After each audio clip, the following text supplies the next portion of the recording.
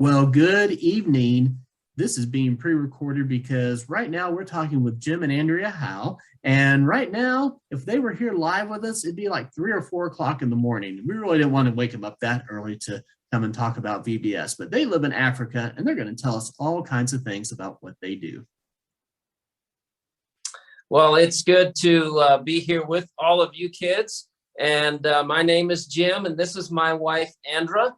And we are in a small village in Kenya, Africa. And we're close to the capital city, and it's called Nairobi. But the town that we live in is called Tigoni. And we've been living here for about a year and a half now. And to tell you how far up we live in the mountains, we live about 7,000 feet up. And so when we first moved here, it was very, very difficult for us to get used to the climate. The weather's different here, and the oxygen level is really low. So we had to take about 3 months and not do real heavy exercise because there's not much oxygen up here in the high elevation. So it took us a while for our blood to get used to the high levels. So like I said, we're about 7,000 feet up, and the weather every day, it's cold in the morning and hot in the afternoon and cool in the evening. And we're just about ready to come into our winter time. So the temperatures are going to be about 40s and 50s. And so we have to have a heater in our house. We don't have air conditioning. We don't have a furnace in our house. We just have a small heater and a fireplace, and that's how we're going to heat our home for the winter time. And so I know that you all are studying about Joseph right now, and you're learning a lot of things about Joseph. And when he went to a different country, everything was different for him. And so we're gonna, just like I talked about the climate here, we're gonna talk about some different things and how things are different when you go to a new country or if you live in a new country. And so, so right now, like I said, we're getting ready to come into a different time. Like you guys are coming into summer right now. And I heard that in your area, there's been a heat wave going on. Well, in our area, there is going to be a cold wave going on. So we got to bundle up. There won't be any snow. There won't be any ice, but it's just going to be really cool and really rainy here. So we've got to be prepared for that. And our summer starts in December. About the end of December is when our summer starts. So December and January, when you guys are having winter, we're having our summer months here. And so the rest of the year, it's like spring. So our temperatures are in the 60s or high 50s and 60s and 70s for the rest of the year. But one time out of the year, it gets really hot. And one time out of the year, it gets really cold. So it's a little bit different here. And we also live right on the equator. I don't know if you've ever heard that name or word before, but we live right on the equator.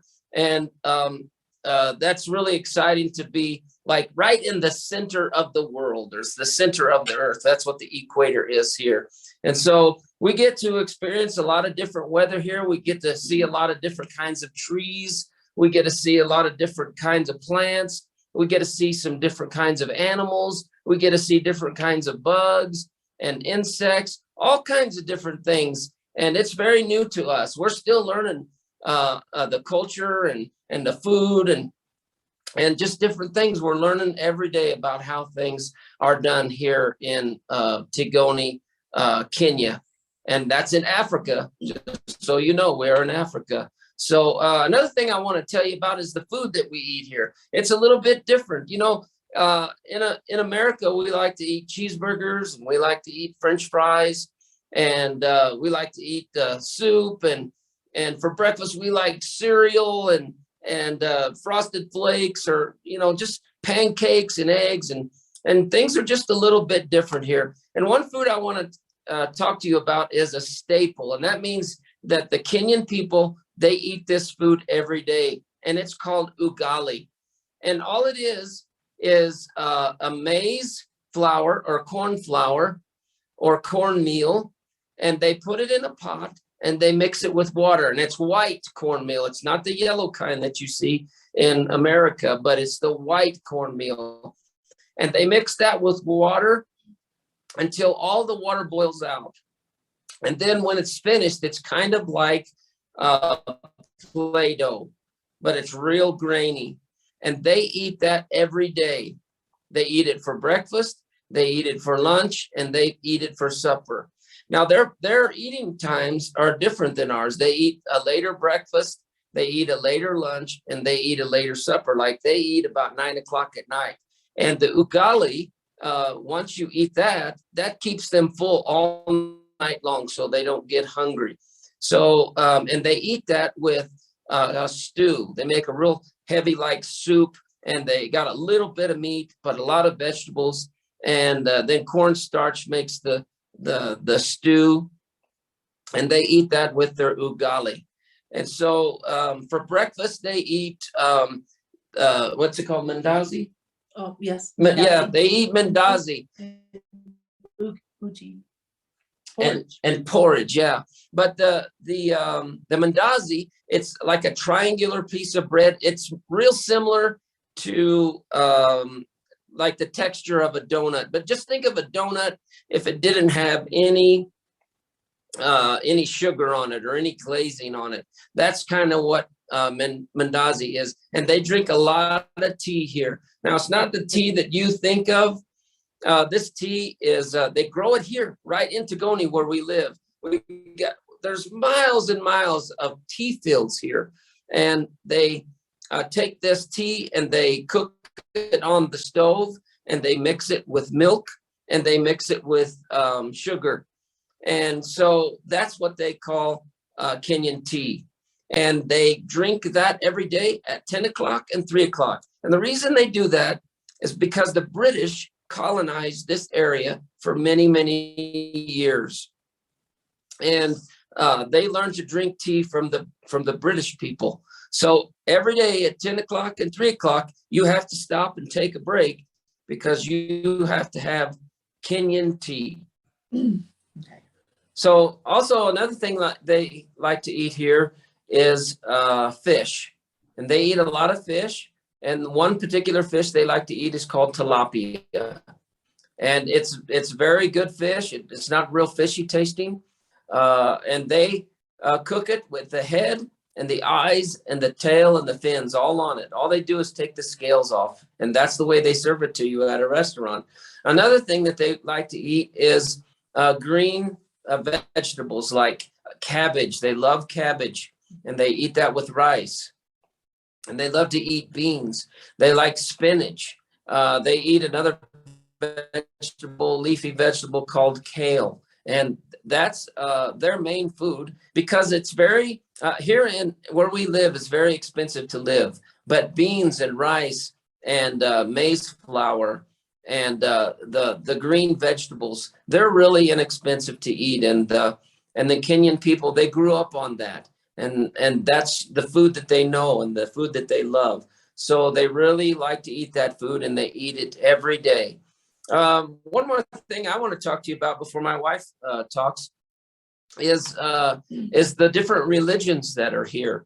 There is a lot of Christians that live here in Kenya and the eastern part of Kenya, but in the western part of Kenya, there's a lot of Muslims there.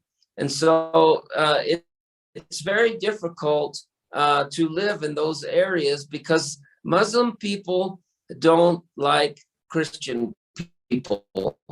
And, they will even go to, they'll even murder Christian people. And I know that's a very harsh thing for other people to do, but it's just a fact. They don't like Christians. And so they give Christian people a lot of grief and sometimes even kill them. In our area where we live in the capital city, there are a lot of Indian people here from India, and their religion is the Hindu religion. And so, in fact, the guy that gives me a haircut every month, he is Hindu. And so we try to witness to everybody that we can, because that's our job. Our job is the Great Commission, and that's to reach out and to share God's word. And when Joseph went to Egypt, there was a lot of different religions there too, and so he had to experience a different land and different food and different culture and different religions. And so another religion that they have here, some of the tribes here, they worship like the rivers or the trees or the animals. So that's their God. Or they worship the wind or the rain or the sun. They just have different gods here. And so those are some of the things that we experience by living in different lands. So I'm going to give the microphone to Andrea now, and she's going to talk to you a little bit about some different things. Hello, VBS friends. I'm so happy to share with you about our life in Kenya.